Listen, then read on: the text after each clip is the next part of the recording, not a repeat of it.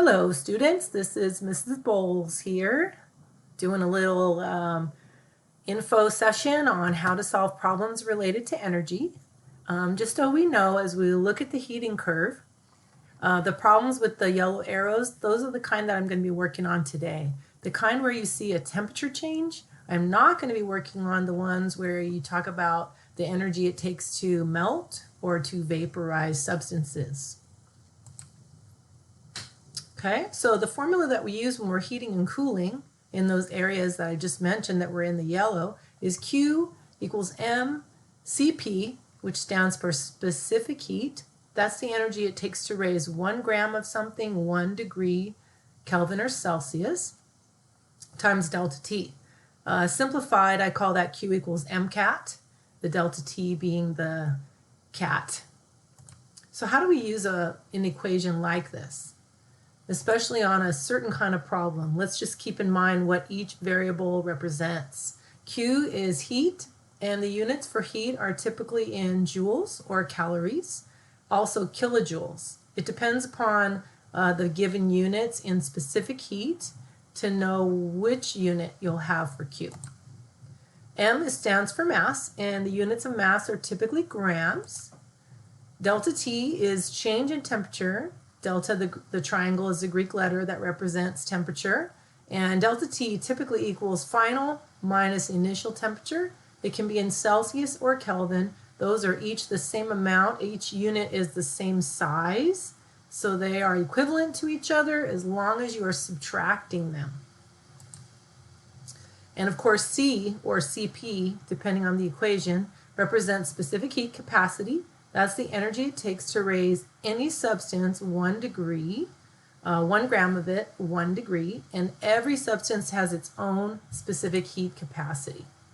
The units for specific heat capacity are typically joules over grams degrees or calories over grams degrees. So let's go ahead and tackle a couple problems together. Here's the first one. How much energy, so as you're reading it, you need to start identifying energy is Q, is needed to raise the temperature of 0.55 grams, that'll typically be the mass, aluminum from 22 to 95 degrees. So to find delta T, you're going to need to subtract those two, and the specific heat is given as 0.897 joules Kelvin. So when I went ahead and started to set this up, what I did was I noticed each component given in the problem, and I plugged them in to the various locations. G for mass, subtracting 95 from 22 to plug in for delta T, and 0.897 is C. So I went ahead and plugged those in. Obviously, in order to find Q, you're going to need to multiply them together. So I did, and I ended up with 36.01. Now I wasn't sure, is it joules, is it calories, or is it kilojoules? So the way you know is to go back and look at the units of specific heat. And since the specific heat was in joules, the Q will be in joules. So there's your first one. The second problem here requires a little bit different but the same equation. It's still going to be Q equals mCAT. So read through. Calculate the specific heat.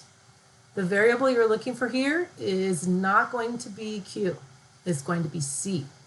And it has 35 grams. It absorbs 48 joules. And here is the temperature change. So, like I did before, I'm setting out the variables that were given to me, and I'm plugging those in. So Q is the 48 joules. So I went ahead and plugged that in for Q. M is the 35 grams. Now, how do I know that the 48 joules is a Q? Because joules are Q. So you just need to start remembering joules are Q, and kilojoules can be Q, and calories can be Q. C, I don't know. The problem says calculate the specific heat. So I don't know C this time, so I'm going to leave C as a variable. Delta T, I need to subtract those temperatures given here and plug everything in.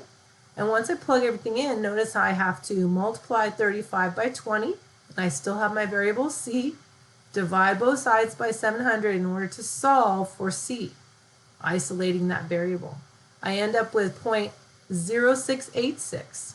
And when I do that, I have to go back and think about what are the units. The units are going to be in joules because the Q is joules, grams, and K for Kelvin because Kelvin was my temperature unit. And that's pretty much how you do those. In my next video, I'll talk about how to do latent heat problems. Have a great day.